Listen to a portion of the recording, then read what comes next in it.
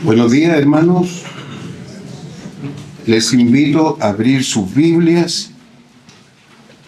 La palabra del Señor está en el Salmo 1. La idea es que todos podamos leer la palabra del Señor. Bueno, la palabra del Señor dice lo siguiente en el Salmo 1. Bienaventurado el varón que no anduvo en consejos de malos, ni estuvo en camino de pecadores, ni en silla de encarnecedores se ha sentado, sino que en la ley de Jehová está su delicia, y en su ley medita de día y de noche. Será como árbol plantado junto a corriente de aguas, que da su fruto en su tiempo y su hoja no cae, y todo lo que hace prosperará. No así los malos, que son como el tamo que arrebata el viento. Por tanto, no se levantarán los malos en el juicio, ni los pecadores en la congregación de los justos. Porque Jehová conoce el camino de los justos, mas la senda de los malos perecerá. Amén. Gracias por esa lectura, amados hermanos. Gracias al Señor porque ha preservado su palabra para nosotros y hoy día nos sigue hablando como nos habló hace 1000 años, 2000 años, 3000 años. Por allí estamos, ahí en los Salmos, en el tiempo de David. Y bueno, aquí se refleja un personaje, un varón que no anduvo en consejo de malos ni estuvo en sillas de pecadores. Un varón que se deleita en la ley del Señor, en los principios divinos, en hacer esa voluntad divina, y está meditando y se dedica a la meditación de esa ley de día y de noche. Hermanos queridos, en mayo celebramos a las madres, el próximo domingo celebramos a los padres. Por ello, en este intermedio he querido reforzar el tema paternal desde la perspectiva más bien matrimonial. Todos nos movemos en función de proyectos. Díganme si hay algo en nuestra vida, salvo que sea algo muy improvisado, pero normalmente nos proyectamos durante el día e incluso nos proyectamos de nuestra juventud para la vida. Desde que somos muy jóvenes ya tenemos varios proyectos, un proyecto profesional. ¿Qué quiero ser en buenas cuentas? ¿Qué quiero estudiar? ¿En qué quiero trabajar?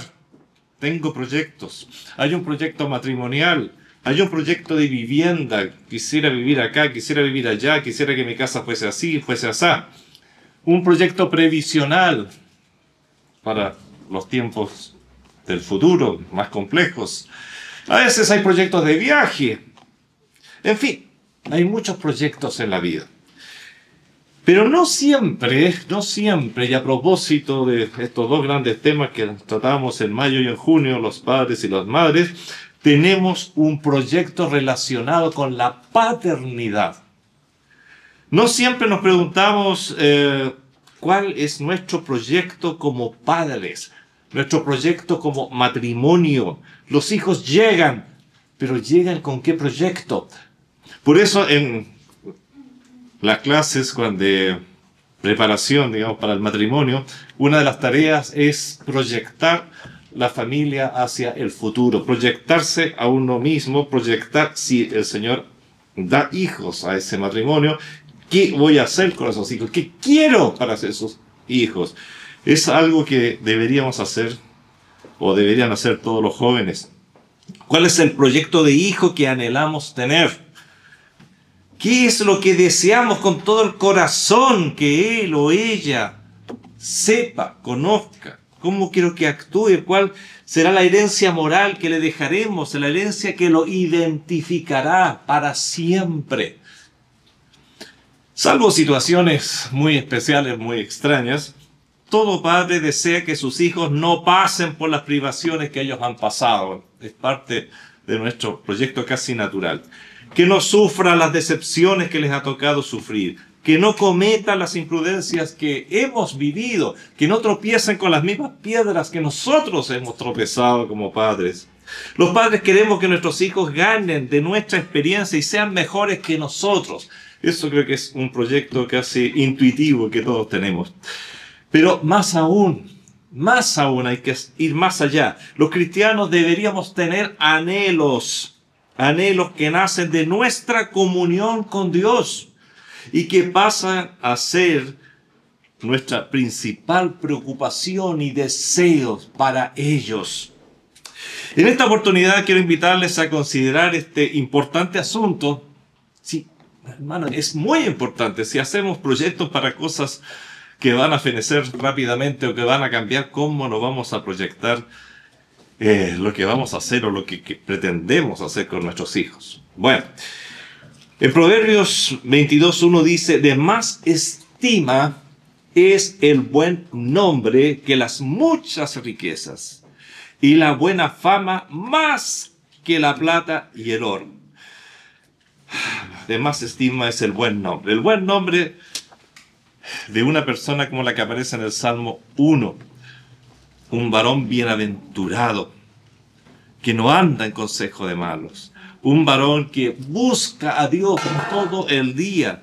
Un varón que lleva su vida conforme a esa voluntad. Qué lindo proyecto de vida es pensar en que nuestros hijos sean así, como el personaje del Salmo 1. Una persona de buen nombre, una persona de buena fama. En Proverbios está este tremendo pensamiento, y bien lo podemos y puede cada matrimonio colocarlo como base para su proyecto de vida con relación a sus hijos. De aquí que el buen nombre, la buena fama sean algo deseables, muy deseables. Eso nos está diciendo. Porque el buen nombre dice que es mejor que las muchas riquezas. Y la buena fama más que la plata y el oro. Pero ¿en qué consiste este tesoro de valor incalculable llamado el buen nombre y la buena fama? Una manera práctica de descubrir cuáles son las características que hacen de un hombre, de una mujer, ser calificado como una persona de buen nombre, es buscar en las Escrituras, en la Biblia, las características de aquellos personajes que fueron considerados como tales, que fueron considerados personas de buen nombre, que fueron considerados personas de buena fama. La Biblia siempre nos da la respuesta que buscamos, nunca nos dice algo, nunca nos desafía algo si primero no nos deja claro y nos dice qué es lo que quiere decir con aquellos desafíos, con aquellas órdenes. A ver, ¿qué será esto de buen nombre y de buena fama? ¿Qué será esto? ¿En qué consiste este tesoro de valor incalculable? De valor incalculable, es lo que nos está diciendo las Escrituras. Y decía que una manera práctica de descubrir cuáles son estas características es ver en las Escrituras a hombres que fueron considerados, a mujeres que fueron consideradas de buen nombre y buena fama. Sin duda que unos buenos ejemplos lo constituyen personas como Abraham, como Moisés, como Josué, como David, como Salomón, como Daniel, apóstoles destacados como Pedro, Pablo, Juan, entre muchos otros. La lista sería larguísima.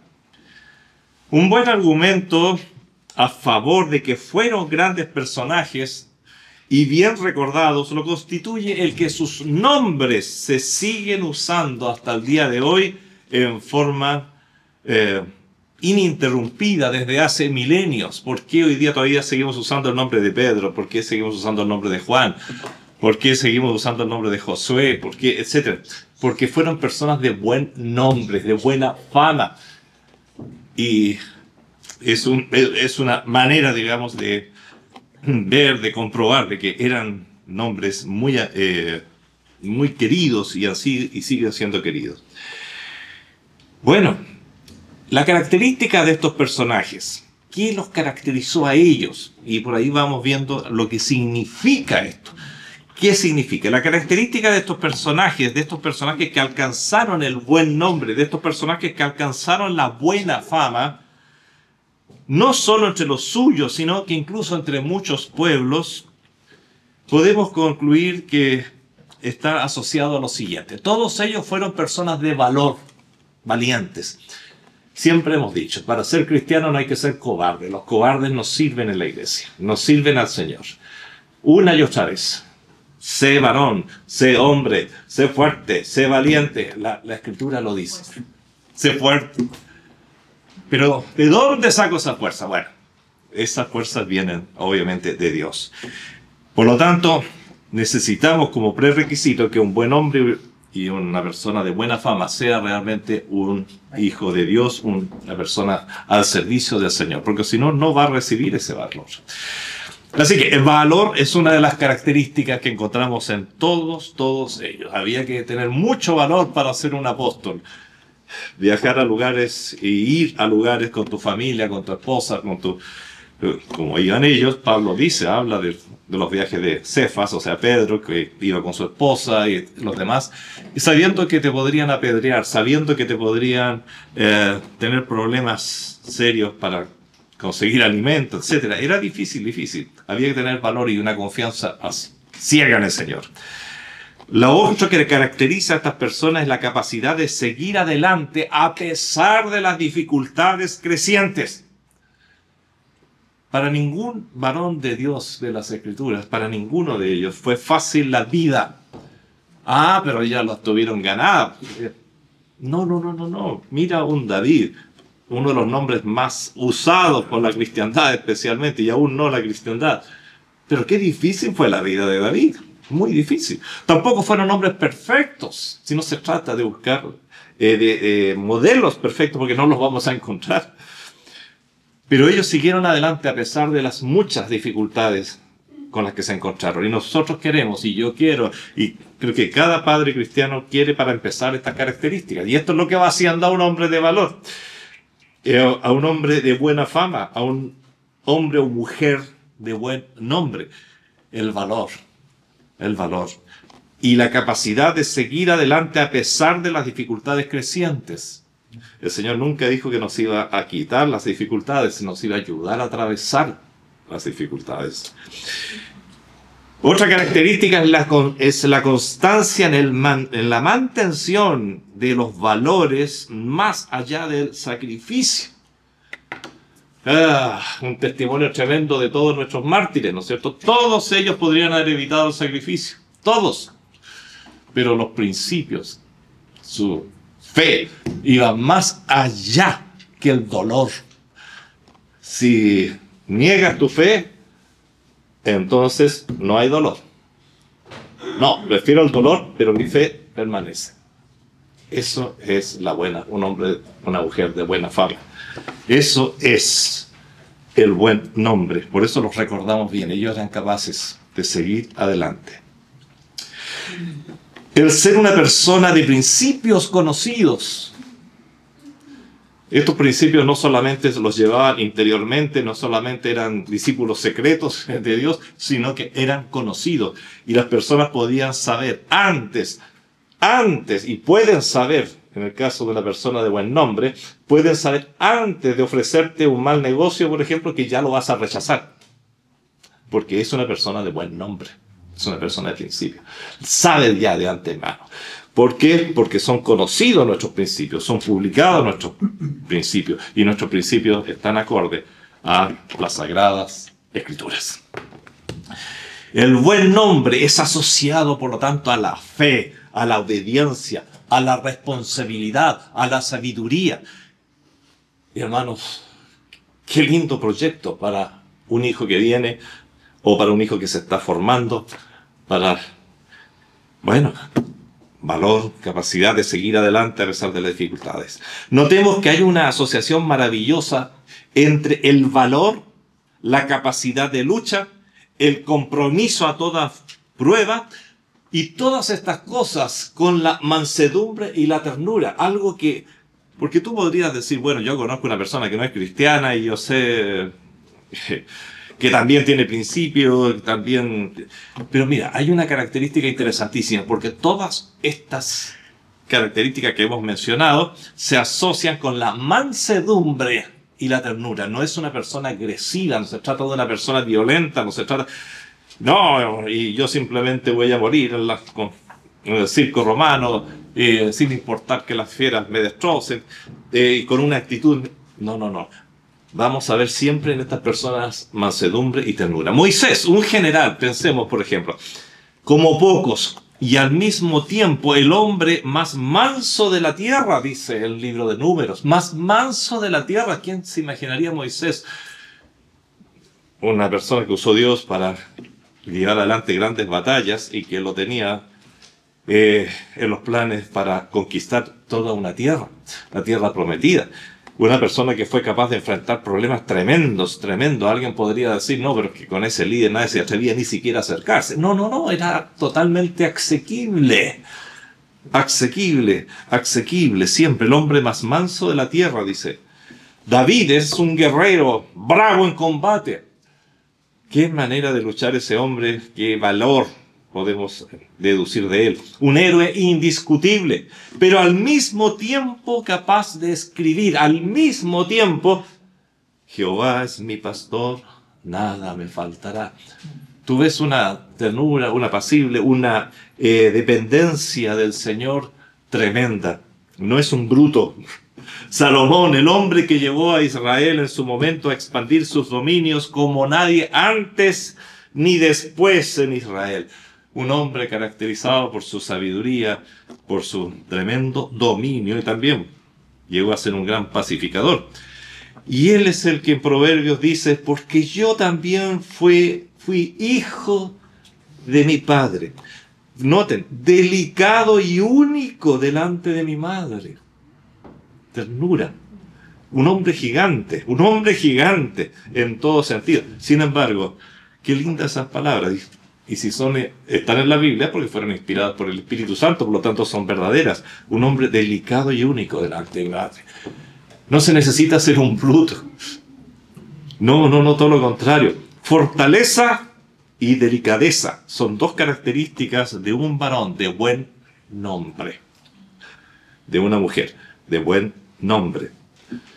Daniel, Nehemías, Salomón, sabios, estadistas, tuvieron que resolver grandes problemas sobresalientes. Problemas muy complejos. ¿Cómo administrar un reino tan complejo, tan grande? Pero al mismo tiempo, temerosos, sensiblemente temerosos de Dios. Deseamos que nuestros niños alcancen el buen nombre de aquellos cuyos nombres llevan. ¿Cuántos Daniel? ¿Cuántos David? ¿Cuántos Pedros? ¿Cuántos? Ojalá todos adquirieran las características de aquellos cuyos nombres portan.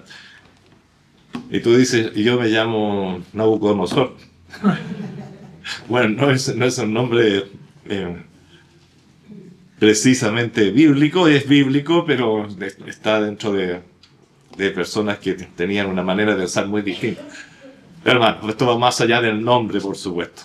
Lo otro lo digo como un deseo, un anhelo, pero si no tienes un nombre representativo en la Biblia, bueno, eres una persona que puede igualmente buscar el buen nombre y la buena fama de aquellos, como aquellos cuyos nombres sí están.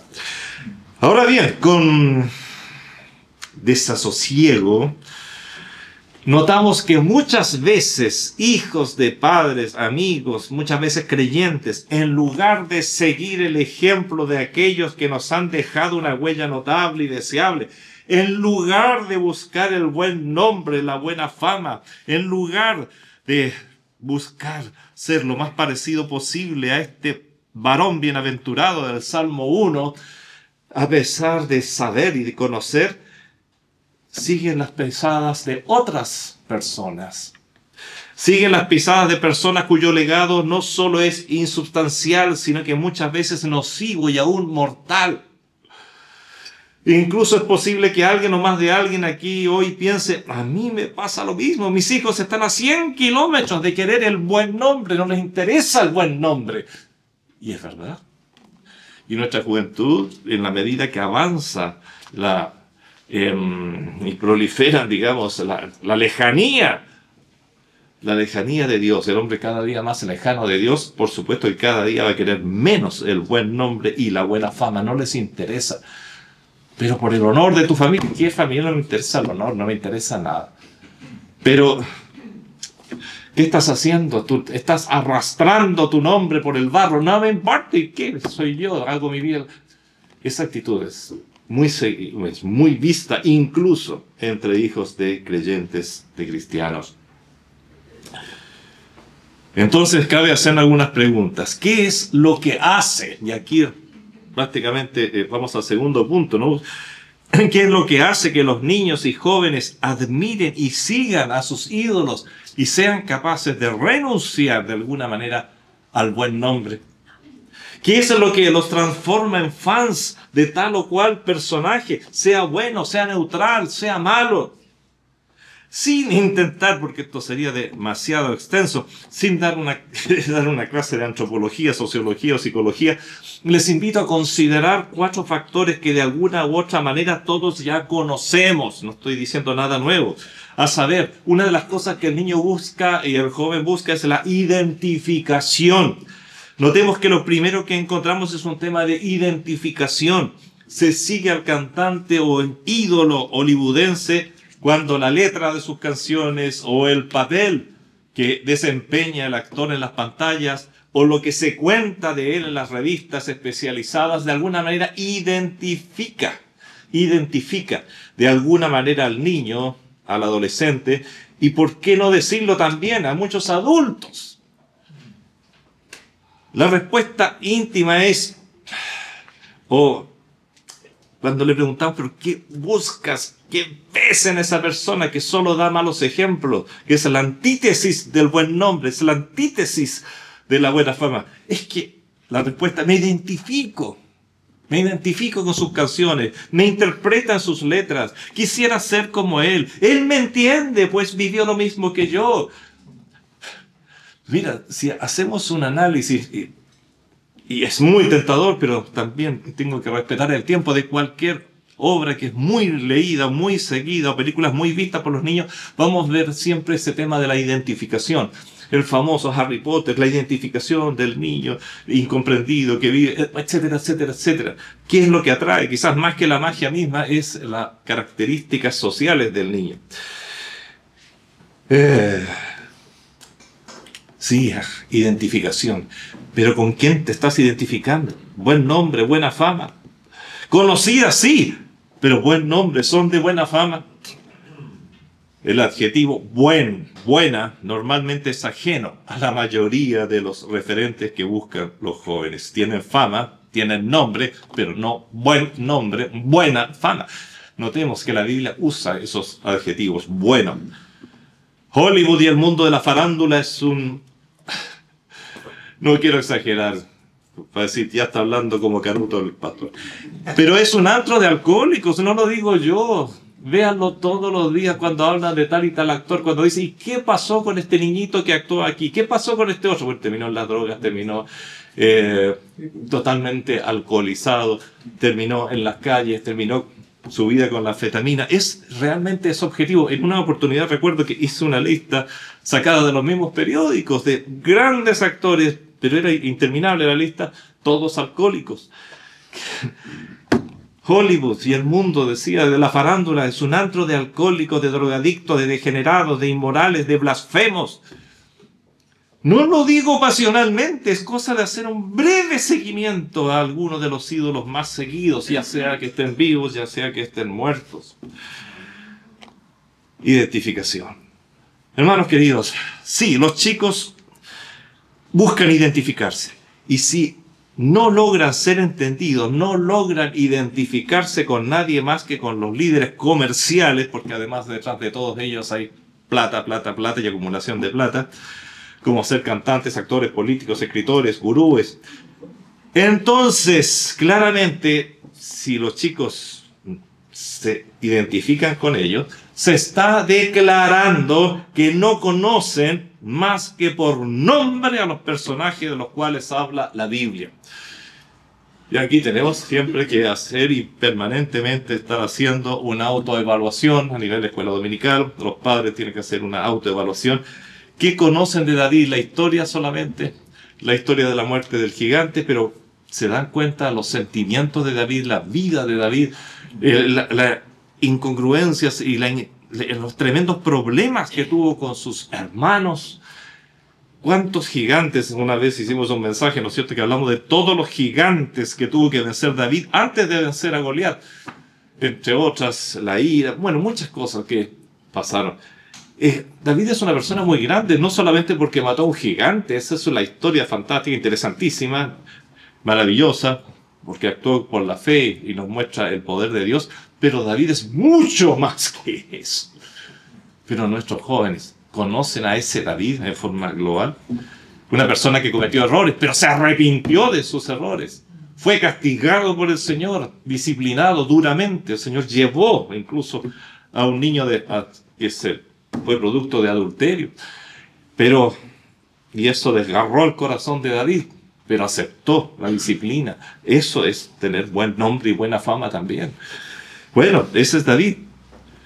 De esta manera podemos notar que muchas veces las soluciones están muy cerca, pero apenas sabemos de ellas. De ahí la insistencia, esa insistencia cargante, antipática, que domingo tras domingo estamos haciendo. ¿Cómo está tu lectura de la Biblia? ¿Cómo está? Si no es solamente leer, es compenetrarnos de ella. Descubrir no solo la persona y nombres y memorizar nombres, sino que entender cómo Dios actuó a través de estos hombres, cómo estos hombres utilizaron el poder de Dios, su relación con Dios para salir adelante de los problemas que tenían. Y vamos a empezar a identificarnos con ellos. ¿Por qué tengo que identificarme con Bob Marley? Y sin embargo, apenas conozco a David. ¿Por qué me identifico? Menciono una persona antigua para no tocar ningún sentimiento.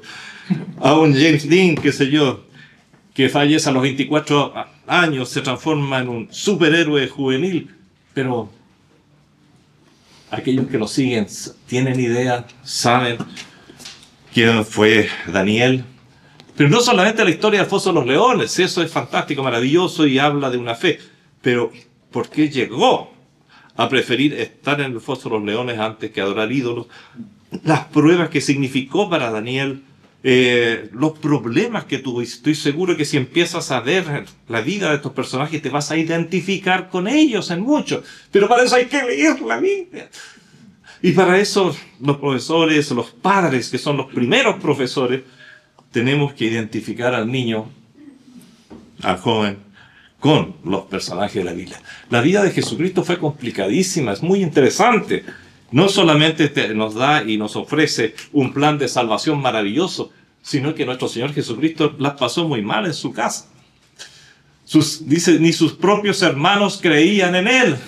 No era simpático. No era simpático, no fue fácil, pero Él era Dios. Oye, se humilló para vivir la vida exactamente como la vives tú, como la vivo yo, como se vivía en su tiempo. Así que esto del problema de la identificación normalmente es solucionable. Y para mi proyecto de vida, para que ese proyecto que dice yo quiero tener hijos de buen nombre y de buena fama, una de las cosas importantes es que aquellos hijos, nuestros hijos, aprendan a identificarse con los personajes bíblicos y aprendan a identificarse con su Biblia. Por eso es que llegamos a amar la Biblia, a amarla, porque de ahí deriva todo lo que somos. Hermanos queridos, hay otro punto muy importante. Por otra parte, es fácil notar que muchos chicos siguen a movimientos, personas e ideas, porque esto les permite ser, y esta es otra palabra clave dentro de la meditación de hoy día, clave para entender a nuestros jóvenes, porque anhelan ser aceptados por un determinado grupo o persona en particular. Aceptados por un determinado colegio. Aceptados por una determinada tribu urbana, como se les llama ahora. ¿Cuánto necesitamos ser aceptados? La búsqueda de aceptación por parte de otros es tan necesaria como el aire que respiramos para un adolescente especialmente. Este fenómeno explica el porqué de las llamadas tribus urbanas, personas tan extrañas que hay en la ciudad. Adolescentes que se unen en grupo buscando pertenecer a algo, pertenecer a alguien que te acepte. Y esto el enemigo lo manipula muy bien. Yo te acepto, yo te entiendo. Cuidado, aceptación. Pero ¿qué dice la Biblia al respecto? La Biblia tiene mucho que decir. Dios no solo crea el matrimonio, sino que también la familia. Y este es un concepto del cual poco hablamos. Se entiende por el plan de creación que el adolescente se encuentra inserto en una familia. Se encuentra inserto en una familia. Padres, hermanos o tíos, sobrinos, primos. Sin embargo, el ataque que la familia ha recibido sistemáticamente, especialmente en los últimos decenios, hoy la tiene prácticamente desintegrada como institución social. Y eso deja totalmente desamparado, en apariencia, desamparado al adolescente, desamparado al niño. Y claro, de alguna manera, en la práctica está desamparado. La primera satisfacción que Dios da para la necesidad de aceptación es pues la familia. La segunda satisfacción que Dios otorga para esta necesidad es la comunión que Él ofrece tener con cada persona que la reciba. El Señor nos hace vivir en familia y dice la palabra de Dios que Él hace vivir en familia al solitario. Señor, no tengo a nadie más, pero te tengo a ti. Tú eres todo lo que tengo y es más de lo que necesito, Señor. Es lo primero que tenemos que aprender de nuestra relación con el Señor. Y lo primero que tenemos que enseñarle a nuestros hijos: el Señor va a estar siempre contigo. Yo te puedo fallar, yo voy a enfermar, yo quizás voy a tener Alzheimer en algún momento, yo te voy a decepcionar, te va a producir mucho dolor, pero el Señor está siempre ahí. Y Él no cambia, no varía, Él no se enferma, Él no varía su manera de pensar. Te ama y te seguirá amando por siempre. Qué satisfacción esa aceptación. El Señor me acepta. El Señor me acepta. Solo consideraré la parábola del hijo pródigo. Es sobrecogedor ver cómo el padre recibe, acepta al hijo rebelde tal como estaba. Y lo primero que hace, es interesante, no es lo primero cambiarle la ropa, no es bañarlo, etcétera, etcétera. Lo primero que hace es reinsertarlo a la familia. Le coloca el anillo familiar. Muy significativo. Qué saludable es eso. Dios se preocupa mucho de insertarnos en familia. Primero nos hace nacer en una, luego Él mismo nos hace hijos cuando acudimos a Él y ya somos hijos de Dios y ya no necesitaríamos más. Y tercero todavía, nos deposita en el seno de una iglesia. Somos familia como iglesia. Qué importante es entender eso, vivirlo, enriquecerlo, desarrollarlo. No nos juntamos solamente para llevar adelante una religión. Es mucho más que eso. Es una comunión con Dios y es una vida familiar en la que el Señor nos educa, nos forma a través de los hermanos mayores, a través de la escuela dominical, etc. La iglesia es algo demasiado importante. Si descuidamos a nuestros hijos, si los alejamos de la iglesia, lo estamos alejando de un grupo que lo va a aceptar, lo va a reconocer, lo va a amparar. Hermanos, es tremendamente importante. Aun cuando el mensaje ya podría terminar aquí, pero no quiero dejar de colocar dos puntitos más. Es imposible que sea... es imposible de evaluar realmente, pero... y quizás más difícil de detectar. Pero hay otra cosa que el niño desea, necesita absolutamente, el joven necesita absolutamente, y los adultos también necesitamos. No lo dejemos solo en los chicos. Pero todo chico necesita dirección, orientación. Ellos comienzan a hacer las preguntas clásicas que nosotros los adultos ya nos hemos hecho mucho antes y cuya respuesta hemos ido encontrando. Bueno, no necesariamente todos. Siempre hay alguien que dice, ay, pues yo conozco a alguien que no se ha hecho nunca esa pregunta.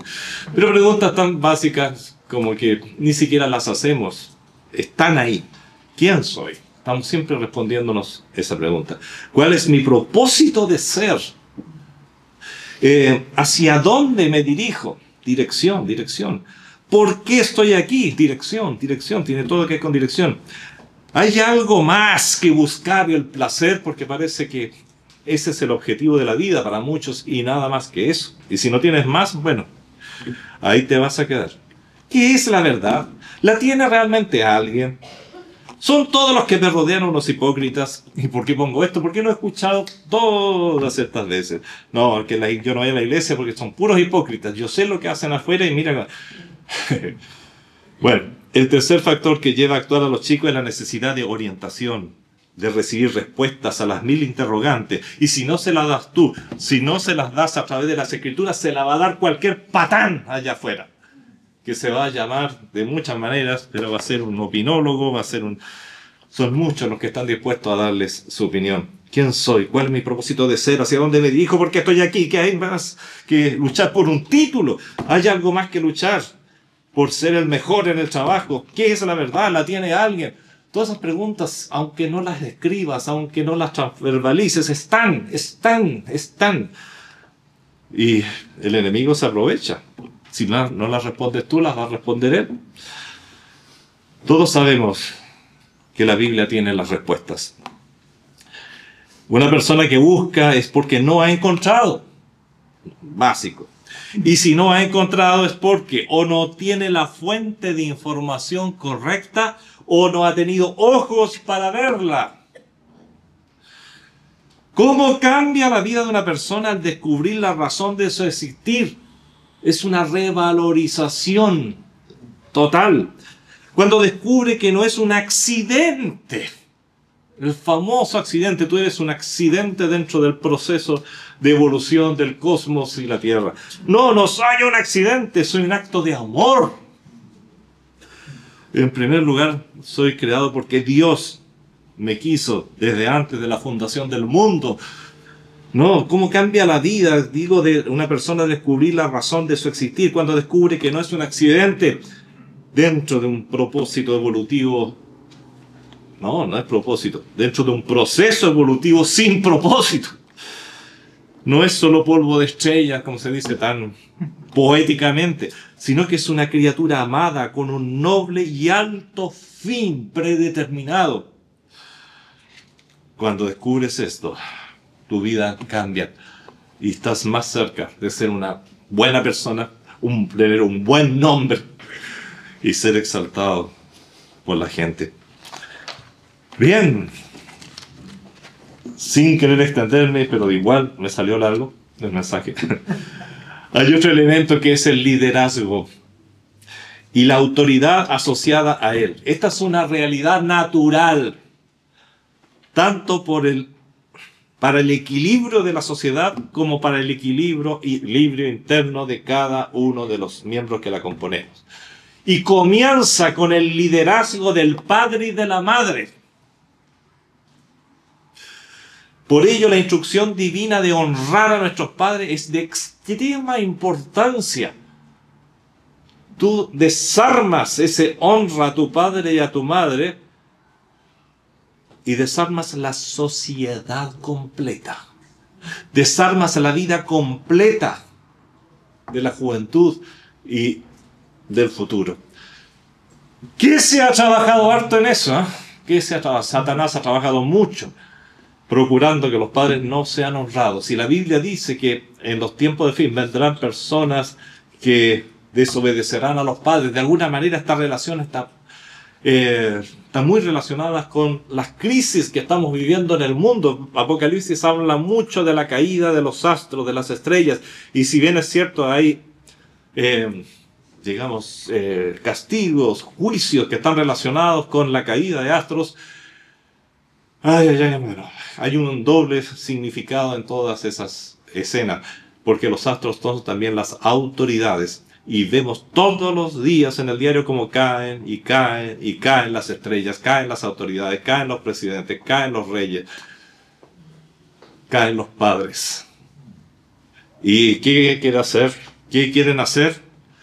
A nivel de gobierno, a nivel de la Agenda 2030 famosa, que nos está alcanzando ya los pies, el foro de Davos, ¿qué quieren? Bueno, es justamente deshonrar absolutamente a los padres. Es el gobierno, es el sistema, el dueño de los hijos. Aun cuando esta norma adquiere algunos ribetes diferentes durante la vida de una persona, en esencia, honrar consiste en respetar, pero hoy día no se respeta nada. Se le dice, incluso se invierten los papeles totalmente y se habla que los padres deben respetar a los hijos y criarlos. Y es todo un concepto que ya está... Los profesores deben respetar a los alumnos, pero los alumnos... Se invirtió, consiste totalmente, y se le dice al niño, no, tú tienes que exigir tus derechos y que se te respete. Cuidado, cuidado, en un contexto determinado puede estar bien, pero en el contexto en el que se está dando está muy mal, porque lo que se pretende realmente es quitar toda autoridad y todo respeto especial, intrínseco, que tiene que tener un padre, una madre. Respetar es honrar, es respetar, reconocer la autoridad. Autoridad, otro principio que está siendo pero demolido hoy en día. ¿Quién tiene autoridad?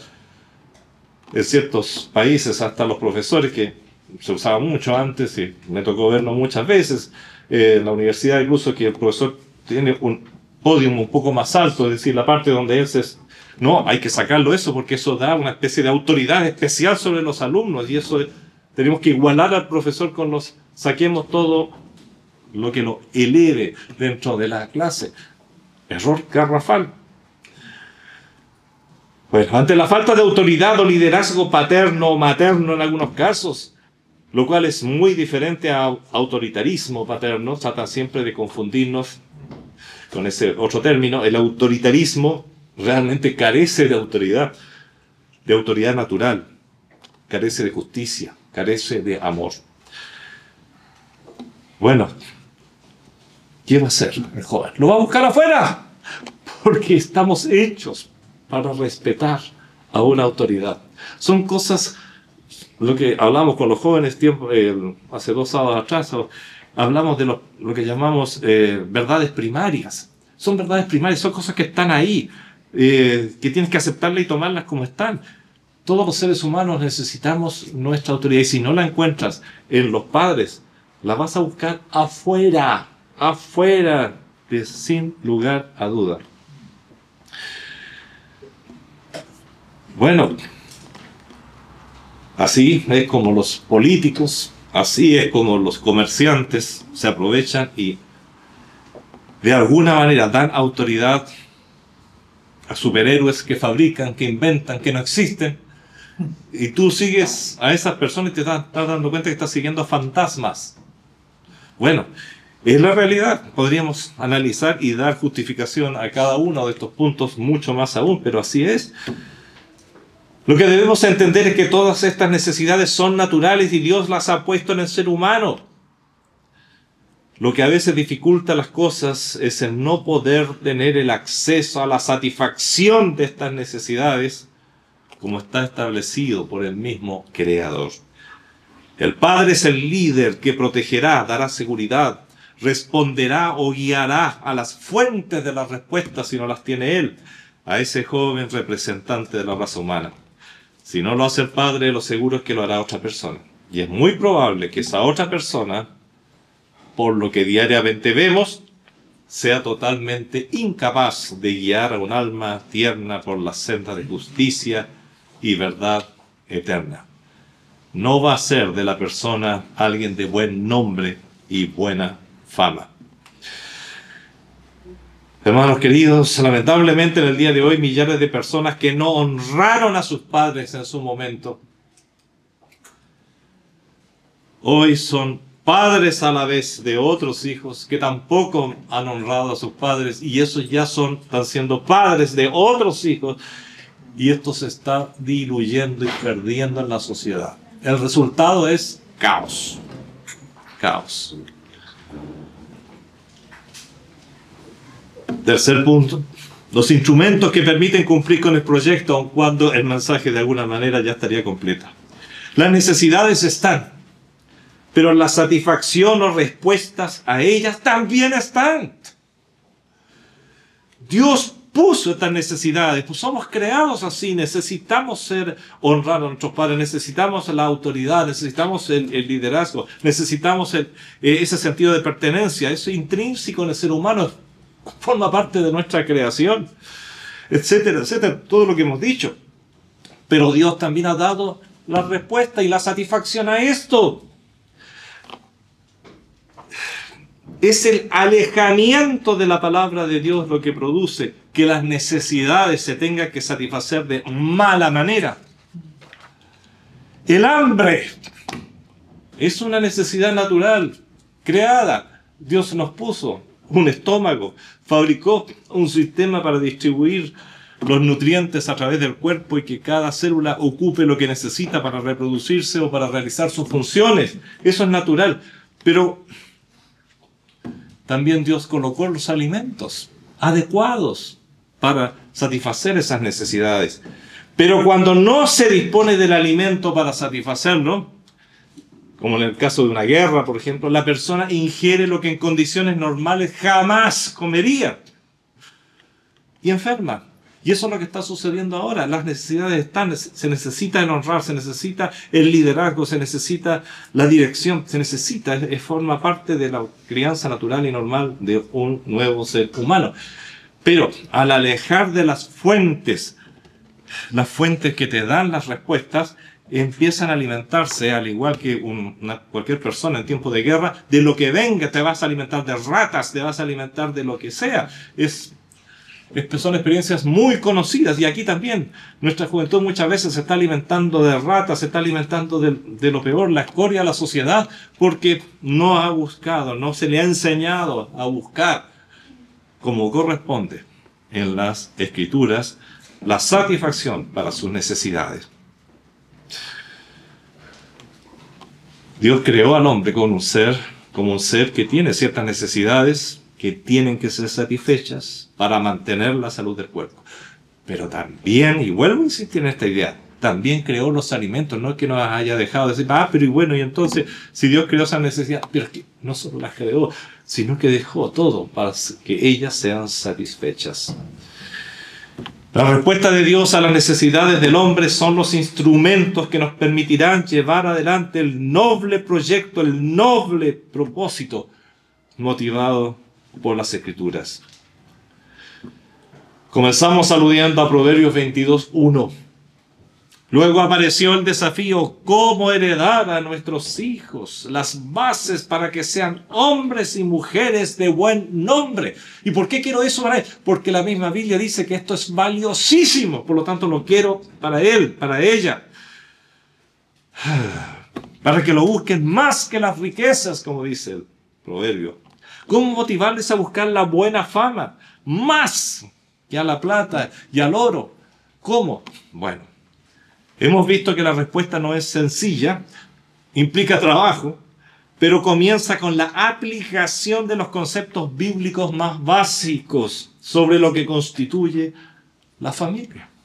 Ahí parte todo. Honra a tu padre y tu madre.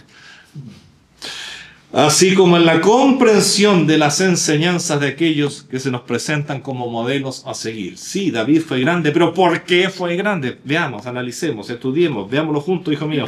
Te quiero presentar a David, un matador de gigantes, pero además un vencedor de tentaciones, un vencedor, etcétera, etcétera, etcétera. Una persona que supo admitir sus culpas, una persona que supo pedir perdón, una persona... Todas esas características. Si David es todo eso, no es solo el matador de gigantes. Y vamos entendiendo lo que es una persona de buen nombre. Una persona de buen nombre. Esta idea no está solo ahí. En Eclesiastés 7:1 dice: mejor es el buen nombre que el buen ungüento. Antes compara con riquezas, ahora con algo, un perfume que, bueno, tenía muchas características, no solo un agradable aroma, un buen ungüento, sino que algo que te servía para sanar, cubrir lo que el sol había hecho con tu piel. Recordemos que en el lugar que estamos donde se escribió las escrituras, hace mucho calor y el ungüento se usaba mucho y se colocaba sobre la cabeza de las visitas destacadas para que refrescara su cuerpo. Y bueno, el buen nombre es mejor que eso, es mejor que la riqueza, mejor que el oro, dice, que las perlas, es mejor que cualquier tesoro, es mejor aún que el ungüento. Ya no hay palabras bíblicas para decirte. Entonces, si esto es tan bueno, tan bueno, tan bueno, ¿por qué no lo voy a querer para mis hijos? Es lo que yo quiero para mis hijos, que sean personas de buen nombre. Padre Celestial, te doy gracias porque tú nos guías. Se dice, Señor, y se escucha tanto decir, nadie nos preparó para ser padres. Mentira, mentira, mentira, Señor. Tú nos has preparado, tú nos has dicho lo que quieres, lo que es aconsejable, lo que es bueno, lo que es mejor para nuestros hijos. Y también nos has dicho que a veces los hijos, a pesar de todo, pueden ser rebeldes, Señor. En tu palabra encontramos todo tipo de dirección, Padre, para toda circunstancia. Señor, yo te quiero rogar en estos días tan difíciles en que todos estos conceptos fundamentales se tratan de destruir, Señor, y se trata de hacer sobresalir todo lo que es negativo, todo lo que es contrario, Señor, a lo bueno, a lo deseable, desde la perspectiva divina. Señor, ayúdanos. Señor, sabemos que cada día tu iglesia local, es más una isla, Señor, en medio de un mar muy, muy agitado, Padre Celestial, por el mismo enemigo. Ayúdanos a mantenernos como una isla saludable, Señor, y a transmitir este mensaje también a otros, de tal manera que otros deseen lo que tenemos, Señor. Deseen, anhelen lo que tenemos, Señor, pero para eso, Señor, tenemos que demostrar que lo que tenemos vale la pena. Ayúdanos, Padre Celestial. Gracias, Señor querido. En el nombre de Jesús. Amén. Amén.